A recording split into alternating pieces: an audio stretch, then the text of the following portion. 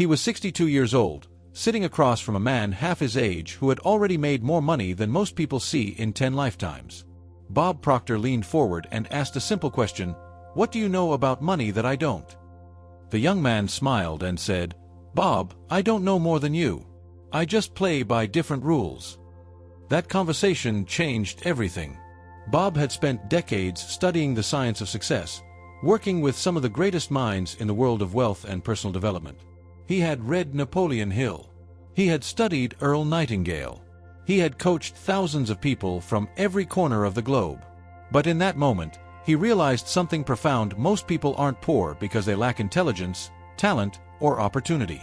They are poor because they are playing a game they were never taught the rules to. Think about that for a moment. Imagine being asked to sit down at a poker table, handed a set of chips, and expected to compete without ever being told how the cards work, what the hands mean, or what separates a winner from a loser. That is precisely what happens to nearly every human being when it comes to money. They enter the game at birth, shaped by parents who were never taught the rules either, educated in schools that never once open a chapter on wealth consciousness, and released into a world that rewards the informed and quietly passes over everyone else. Bob Proctor spent the better part of his life learning those rules and then dedicating himself to teaching them to anyone willing to listen. What follows are the rules of the money game that most people never learn. Stay with this until the very end. What you are about to hear has the power to change the financial trajectory of your entire life. Money is one of the most discussed subjects on earth and one of the least understood. People argue about it, pray for it, worry about it, and chase it. Governments build entire systems around it.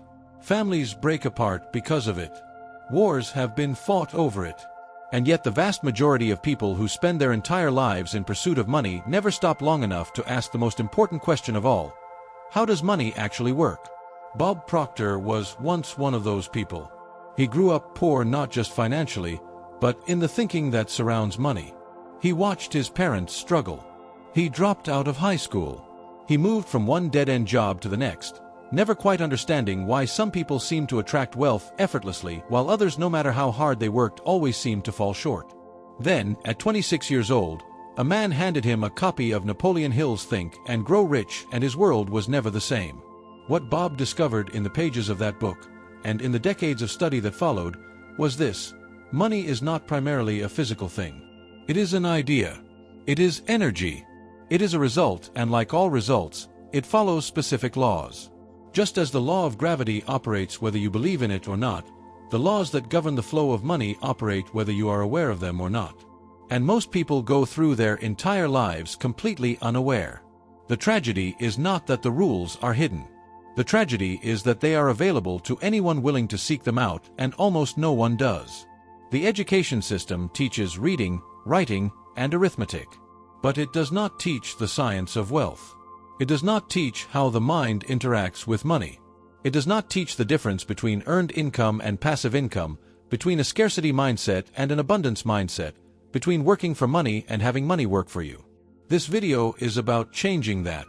Chapter by chapter, you are going to learn the rules of the money game, the same principles Bob Proctor dedicated his life to teaching. These are not theories. They are laws. And when you understand them, when you begin to live by them, everything changes. Let's begin. Before a single dollar ever appears in your bank account, it exists somewhere else first in your mind. This is not a metaphor. This is the literal mechanics of how wealth is created.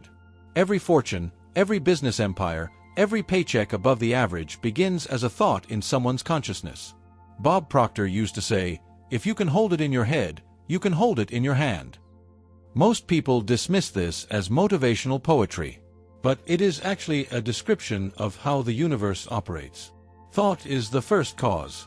Everything in the physical world is an effect of a mental cause. The reason most people remain stuck at the same income level year after year is not because opportunities don't exist. It is because their thinking does not expand beyond what they already know. The mind acts like a thermostat. It keeps returning to the temperature it has been set to. Earl Nightingale, one of Bob's greatest mentors, defined success as the progressive realization of a worthy ideal. Notice the word ideal. An ideal is an idea held in the mind with clarity and commitment. Wealth begins the same way as a clear, committed idea. Most people have vague wishes about money. They say things like, "I'd love to have more money," or "I hope things get better financially." Wishes are not ideas. Wishes are daydreams without direction. A wealth idea is specific, written down, and emotionally charged. Bob taught his students to write down a specific income goal, not what they thought was possible, but what they truly desired. Then he would say, "Don't worry about how. The how is not your job. Your job is to hold the idea." This is where most people fail. They dismiss the idea before it has a chance to take root. The conscious mind sets the goal, but it is the subconscious mind that does the real work. The subconscious mind connects you to people, resources, and opportunities you could never consciously plan. But it only goes to work when it has a clear instruction, and that instruction is a firmly held idea. Think about Thomas Edison. He had no advanced education. He failed thousands of times before inventing the light bulb. What he had, above all else, was an idea he refused to release. He held it so firmly that the universe rearranged itself to make it real. That is not magic, that is law. The practical application of this principle is simple but demanding. It requires you to spend time every single day deliberately thinking about the financial reality you want to create, not complaining about the one you have. Where your attention goes, energy flows. And where energy flows, results grow. The first rule of the money game is this: money follows thought. Change what you think about money, change how much money you have. It is not more complicated than that, but it is far more disciplined than most people are willing to be. By the time you were 7 years old, the foundation of your financial life had already been laid. Not by you, by the people around you. The things you heard about money, the attitudes you observed, the emotional energy surrounding finances in your home, all of it was downloaded directly into your subconscious mind. Bob Proctor called this paradigms.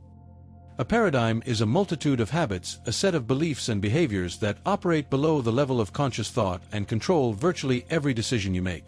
Your paradigm about money tells you how much you deserve, what is possible for you, and how safe it is to have wealth.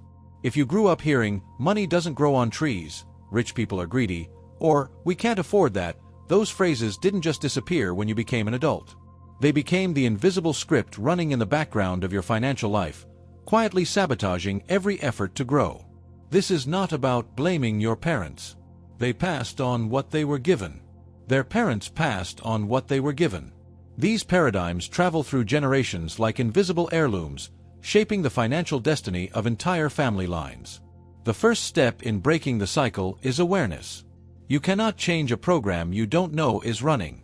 Bob would ask his students, "What did you hear about money growing up?" The answers were almost always revealing and almost always limiting. Once you become aware of the program, the next step is replacement. You cannot simply remove a belief. You must replace it with a stronger one. This is done through repetition, emotion, and consistent conscious choice. Every time the old belief surfaces, you meet it with the new one. Affirmations, done correctly, are one of the most powerful tools for reprogramming the subconscious mind. Not repeated mindlessly, but spoken with feeling, conviction, and vivid mental imagery. The subconscious responds to emotion more than logic. Feel the new belief, don't just recite it. Bob also taught the power of surrounding yourself with people who have different paradigms about money. Environment is one of the fastest programmers of the subconscious mind. Spend time around people who think abundantly, and that thinking will begin to rub off whether you consciously try to absorb it or not. Books, audio recordings, seminars, and mentorship are all ways of deliberately feeding the subconscious a new program. Bob studied the same material over and over for decades, not because he forgot it, but because repetition is the language of the subconscious. It doesn't learn from one exposure, it learns from consistent exposure. The second rule of the money game is this: you were programmed for a financial result before you were old enough to choose one. Adulthood is not the automatic cancellation of that program. Freedom comes only when you take deliberate, sustained action to reprogram yourself. The game cannot be won with someone else's losing strategy installed in your mind. The vast majority of people in the world earn money in one way: they trade their time for it. They go to work, put in their hours, receive a paycheck, and repeat the process indefinitely. This is called earned income, and while there is nothing wrong with it, Building significant wealth through earned income alone is extraordinarily difficult. Bob Proctor was blunt about this. If you are only trading time for money, you have put a ceiling on your income. There are only 24 hours in a day, and you can only sell so many of them. Time is finite. Money, as an idea, is not. The moment you tie your income exclusively to your hours, you limit both. The second way to earn money is through passive income, money that comes to you regardless of whether you are working in that moment. Royalties, dividends, rental income, and online businesses that generate revenue while you sleep are all forms of passive income. This is where the wealthy live.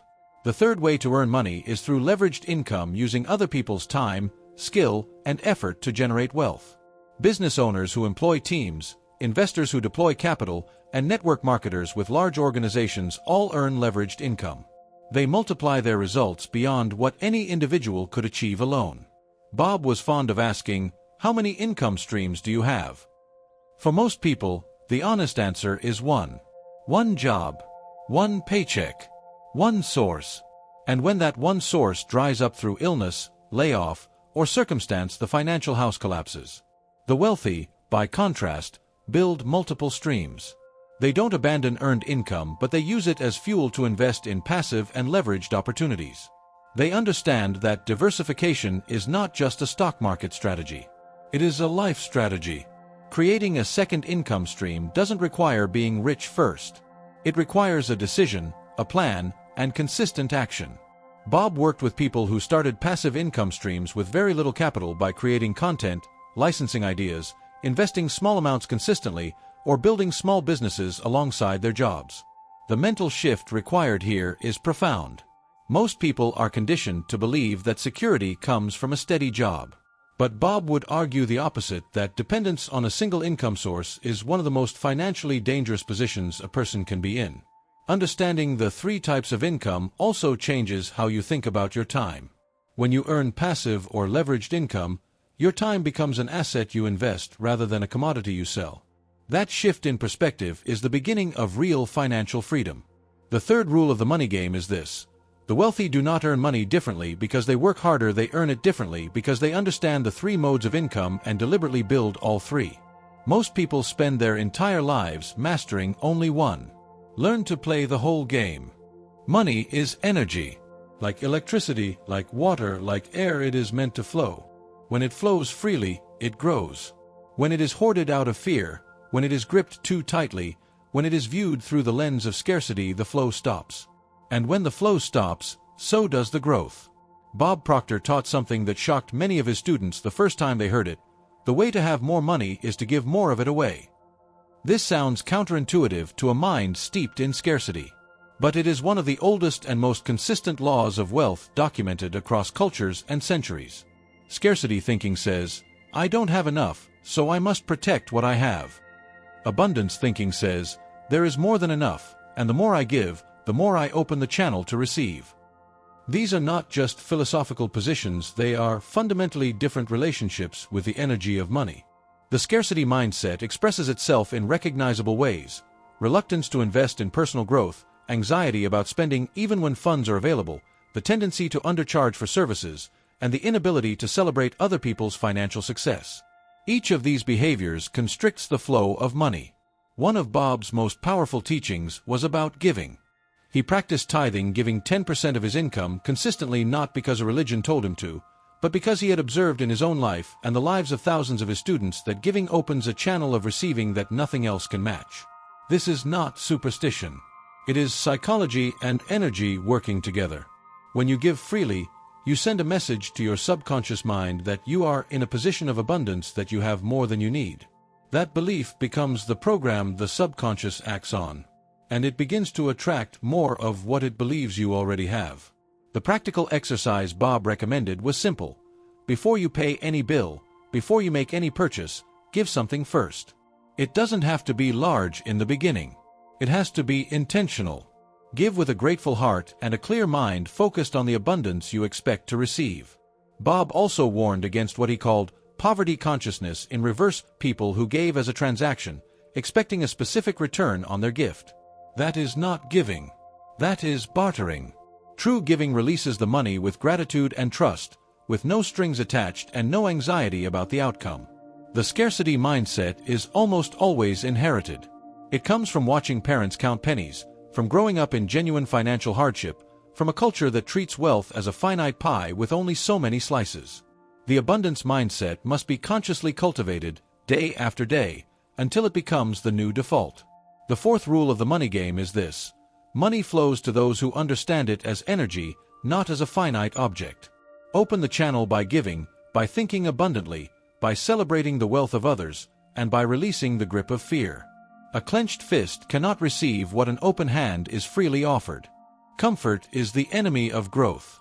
Bob Proctor said this in virtually every seminar he ever delivered, and nowhere is it more true than in the area of financial goals.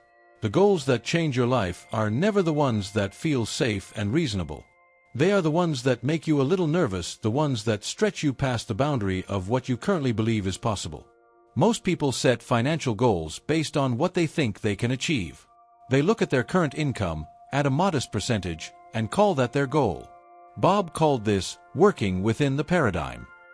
The problem is that a goal inside your current paradigm doesn't require you to grow. And if you don't grow, neither does your income. A real financial goal, the kind that triggers transformation, must sit outside your current paradigm. It must be large enough that your rational mind immediately objects. It must make the voice in your head say, "That's impossible. You don't have the skills, the connections, or the resources for that." That voice is the paradigm defending itself. Bob taught his students to choose a goal that was 10 times larger than what seemed reasonable, not because most of them would hit it immediately, but because reaching for a 10 times goal required becoming a 10 times person. The growth required to pursue the goal was the real prize. The money was the confirmation. Commit the goal to writing. Bob was insistent on this. A financial goal that lives only in your head remains a wish. A financial goal written on paper becomes a contract, a declaration to the universe of what you intend to create. Write it in the present tense, as if it is already real. I am so happy and grateful now that money comes to me in increasing quantities from multiple sources. Read the goal every morning and every night. Not as a ritual, but with genuine emotion, with the feeling of already having achieved it. The subconscious mind does not know the difference between a vividly imagined experience and a real one. Feed it the emotion of success consistently, and it begins to move you toward that success automatically. Share the goal with people who will support it, not diminish it. Many people make the mistake of announcing their audacious financial goals to people who are still trapped in scarcity thinking. The well-meaning skepticism of people close to you can erode your belief faster than any external obstacle. Expect the goal to take longer than you want and arrive in ways you didn't expect. Bob was emphatic. Do not get attached to the method. The universe has more creative routes to your goal than you can imagine. Stay committed to the destination.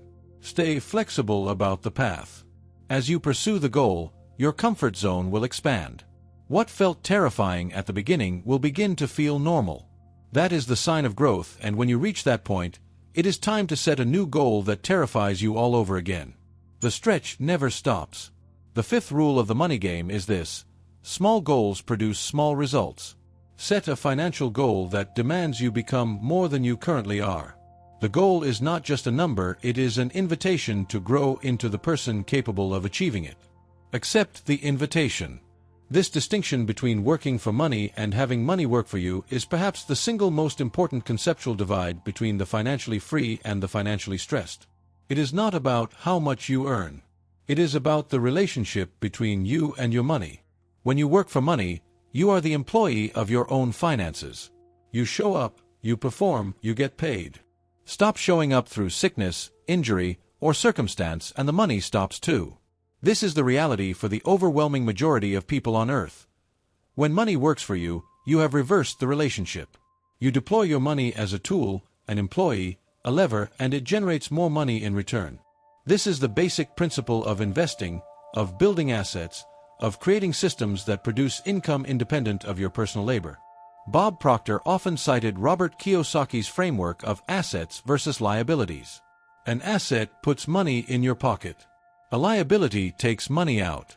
Most people spend their lives accumulating liabilities, cars, consumables, and status symbols while neglecting to build assets. The wealthy do the opposite.